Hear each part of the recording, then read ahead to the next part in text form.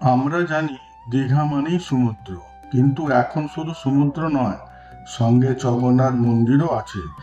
দীঘায় এলে সমুদ্র তো দেখবেনই, কিন্তু জগন্নাথ মন্দির দেখতে ভুলবেন না।